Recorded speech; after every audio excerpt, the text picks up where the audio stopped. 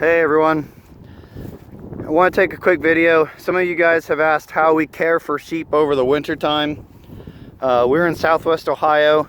Our winters don't get extremely cold, and these sheep, most of them are extremely hardy, and the ones that aren't, and we're not going to sweat it.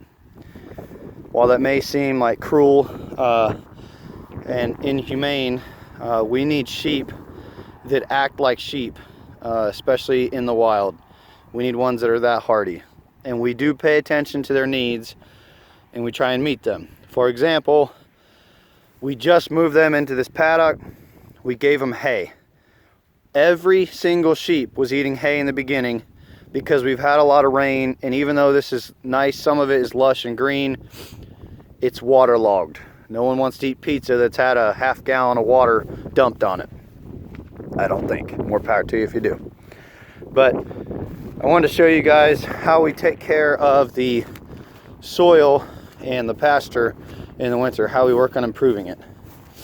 So you can see we're right now walking up a line that they've grazed, which correlates to our full-size apple trees that are very miniature right now. But so we operate everything centered around a setup on pallets where we put hay underneath the tarp. Even if it wasn't raining, I would still keep the hay underneath that tarp. I don't want even the outer layer to oxidize and we lose some of our nutrients. It's one of the reasons I'm not such a big fan of round bales, especially ones left outside and unwrapped. But anyway, also underneath this tarp, we stage a seed mixture. Now I know, being as it's only December, putting out cool season grasses is somewhat foolhardy. One, these seeds, a lot of them are old. Two, mice got into them. And three, even if we only get 30%, I mean, I'm seeding pretty heavy. All I want to do is cover bare spots. It's a mixture of novel endophyte fescue, persist orchard grass, clover, forage queen alfalfa, sweet clover, chicory, crimson clover. So we have a couple different seeds with many different needs. I always preach diversity is key. Something will take. And as we move the sheep up and down our fields, their little hooves get to push the seed into the ground. And that is a huge benefit to having sheep on wet ground. If we had drier ground and I was trying to seed during a drier season, we would need cattle. But the pasture section we've had the most success with was all planted by sheep. So what I do, I go back through an area after they've been moved off it and see if there's any bare spots that I missed seeding. So I'll throw it on there. For example, I just went through here. And then I seed inside their paddock right as we move them in, and hopefully my timing is right to where we don't have hay out yet. And my wife and I try to put the hay wherever there are bare spots. We throw down seed, throw the hay on top. The hay instantly becomes a mulch, and more often than not, the sheep like to sleep on the hay. And those of you who have sheep know that they will poop as they lay down. It just kind of comes out. That factory never stops running. And as soon as they get up, usually they pee right there. And that pee is an awesome source of nitrogen. And for those of you who don't believe that manure and urine are good sources of fertilizer, natural, Glenn Ravenberg, I'm calling you out. I would insert Exhibit A. So we rotated the sheep on this, I think, once during the growing season. This is a newer piece of pasture, and it's not fertile. It is very not fertile. But you can see almost exactly wherever animals were laying, peeing, and pooping. And that includes the beautiful dogs.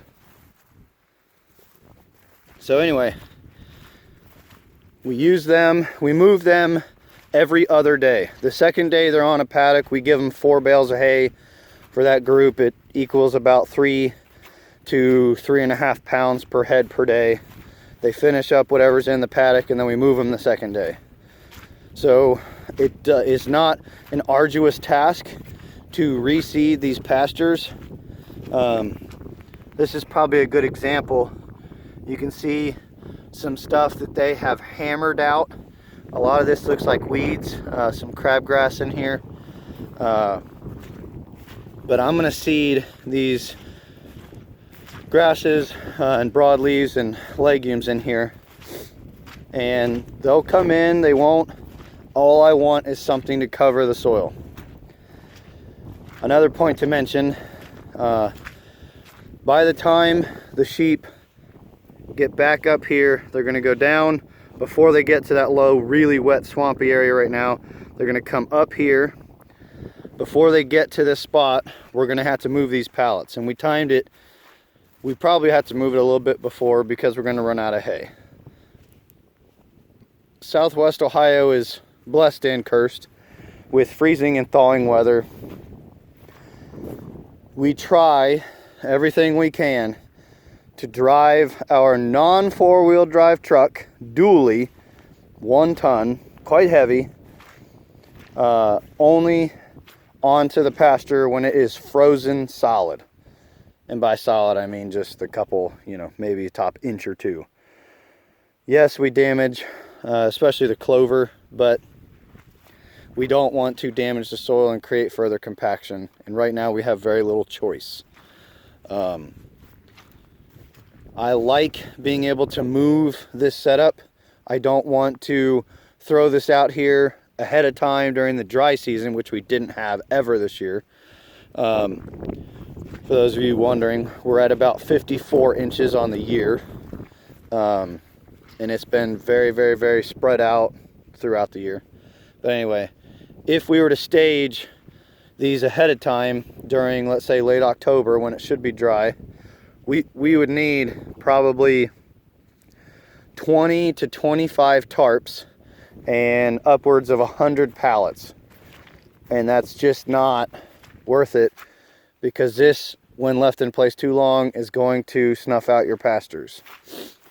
So if anybody has any questions, please comment below this video. I'm sorry, I need to stand up this tube the sheep got out. Oh no, this is one where we lost it. I'll take another video here about our progress with the really good quality nursery trees that we bought that are struggling because of our sheep and them not being fenced out, versus the Tractor Supply and Lowe's trees that are bigger and they have survived the sheep and are doing really well. Anyway, different video, it's coming up. As always, guys, thanks so much for watching. Please ask any questions. I feel called to help other people. I don't care what part of the world, even if it is in an arid climate, I can refer you to people who have those abilities. So everyone, take care.